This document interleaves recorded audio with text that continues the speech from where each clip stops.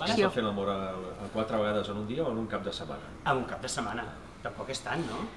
Tu tens algun rècord al respecte? Ja estem gravant? Sí, estem gravant. No l'explicaré el meu rècord, però està bé la idea de fer 4 vegades l'amor un cap de setmana.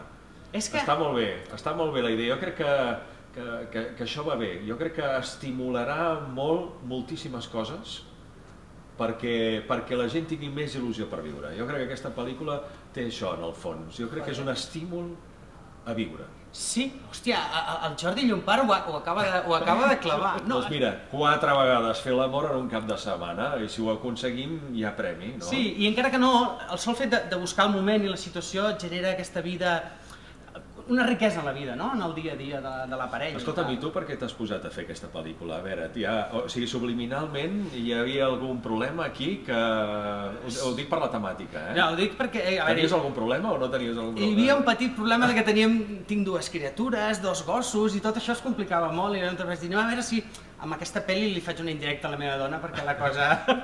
Escolta, què tal el viatge màgic a l'Àfrica?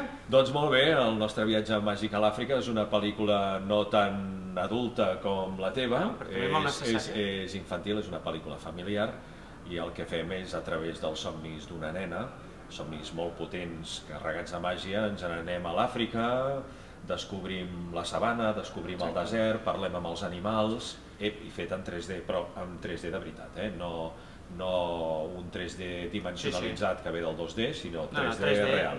Encara està amb els cinemes IMAX, segueix els cines IMAX. Nosaltres hem fet una versió especial de la pel·lícula per als cines IMAX de València i de Barcelona, i segueix en cartellera. I de tant en tant es fan cicles cinematogràfics per nens, hi van les escoles, perquè també tenim una guia educativa especialment pensada per als nens que vagin a veure la pel·li, i estem molt contents perquè molts mestres ens diuen que quan surten de veure la pel·lícula surten amb moltíssimes preguntes sobre la vida, el sentit de la vida, etc. Jo crec que això és molt maco perquè fa falta que hi hagi pel·lícules d'aquestes. Però ja sabeu, podeu encara anar a veure el viatge màgic a l'Àfrica, i passi que passi, no tenim distribuïdora, però la trobarem segurament. Segur que la trobaràs, home, segur que la trobaràs, perquè el tema és maco, M'ha agradat el tema, Ha d'haver-hi segones i terceres parts d'aquesta pel·li. Parlant amb aquest home, tinc la sensació que estic veient el Telenotícies encara. Té una veu espectacular, una veu brutal, Tinc sort, i a més fa pel·lis molt xules. Però res, tallem aquí, ens veiem. Adéu.